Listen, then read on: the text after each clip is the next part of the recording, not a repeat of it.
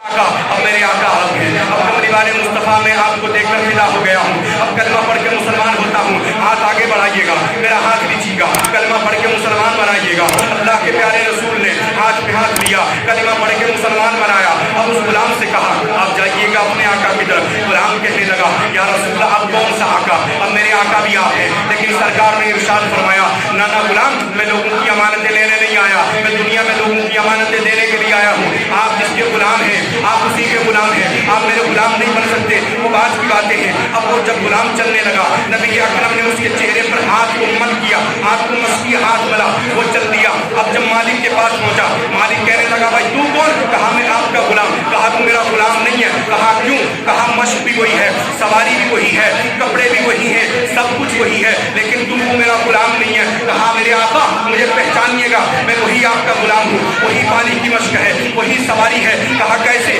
کہا میں آپ کو پہچان لیا۔ اس نے چلانا شروع کیا۔ اب لوگ آتے ہیں، لوگ آنے پوچھا یہ بتاؤ چلا کیوں رہے ہو، شور کیوں مچا رہے ہو؟ کہا دیکھیں تو صحیح، میرا آقا مجھے پہچاننے سے انکار کر رہا ہے، میرا آقا مجھے پہچاننے سے منع کر رہا ہے۔ وہ لوگ بھی کہنے لگے پہچانے کیسے، تو اس کا غلام ہے ہی نہیں۔ کہا کیوں؟ کہا اس کا غلام تو کالا کلوٹا تھا، لیکن تیرا چہرہ چودھویں کے چاند کی طرح چمک رہا ہے۔ آئینہ لائیے گا، ذرا شیشہ لائیے گا، میں اپنے چہرے کو دیکھنا چاہتا ہوں۔ اللہ اکبر کبیرہ۔ جب آئینہ لایا گیا اور اس کے بعد اللہ کے رسول نے جب ہاتھ ملا ہوا تھا، وہ جب اپنا چہرہ دیکھ کر خوش ہو گیا۔ اور جناب والا وہ کہنے لگا میرے بھائی میں وہی آپ کا غلام ہوں، یہ پانی بھی وہی ہے، مشق بھی وہی ہے، سواری بھی وہی ہے، لیکن جو چہرے کی رنگت تبدیل ہو گئی ہے۔ راستے میں چل رہا تھا، آمنہ کے چاند نے میرے چہرے پر ہاتھ کو ملا، میرا چہرہ جو کالا کلوٹا تھا یہ چودھویں کے چاند کی طرح چمکنے لگا۔ تو غلام کی جب یہ بات سنی تو آقا کہنے لگا ذرا مجھے بھی لے چل، جب غیروں کے لیے اتنا رحیم رسول ہے تو اپنوں کے لیے کتنا مہربان رسول ہے۔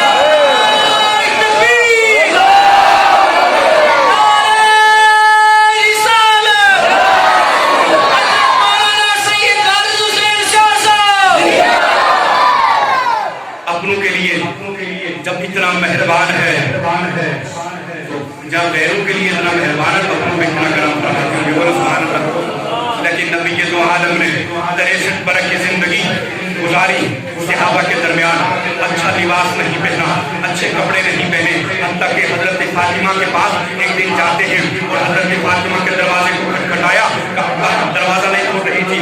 ابا حضور کیسے کھولوں؟ کہا وجہ کیا ہے؟ کہا دوپٹہ اتنا لمبا نہیں ہے، اتنا بڑا نہیں ہے کہ سر پہ رکھوں۔ شکیل صاحب توجہ فرمائیں، تو سر پہ رکھتی ہوں تو پیر ننگے ہو جاتے ہیں، پیروں پہ رکھتی ہوں سر ننگا ہو جاتا ہے۔ نبی اکرم نے کہا آپ ذرا سر پہ یہ اپنا جو دوپٹہ ہے اسے آپ نیچے لیجیے گا، پاؤں رکھیے گا اور اپنی مزمل والی چادر اندر پھینکی۔ کہا اسے سر پہ رکھیے گا اور سر رکھ لیجیے گا۔ جب مزمل والی چادر کو حضرت فاطمہ نے رکھا، اندر تشریف لے گئے اور اندر جانے کے بعد آمنہ کے چاند نے دیکھا میری بیٹی فاطمہ، وہ فاطمہ جو جنتی جوانوں کی سردار ہے، اور نبی فرماتے ہیں فاطمہ کو بدعت منی، فاطمہ میرے جگر کا ٹکڑا ہے، اور وہ فاطمہ جو کائنات کو جنت کی نوجوانوں، جنت کی عورتوں کی سردار، آج وہ بھوکی ہے، 3 دن سے کھانا نہیں کھایا۔ اللہ کے رسول نے ارشاد فرمایا اے فاطمہ آپ کو نبی کا اختیار بتا رہا ہوں، اے فاطمہ تم اپنے لمحۂ مبارکہ کو ذرا جنبش دے دے۔ اللہ رب العزت کی قسم جس نے مجھے پیدا کیا، ایک اشارہ کر کے تیرے لیے یہ پہاڑوں کو سونے میں تبدیل کر دوں گا۔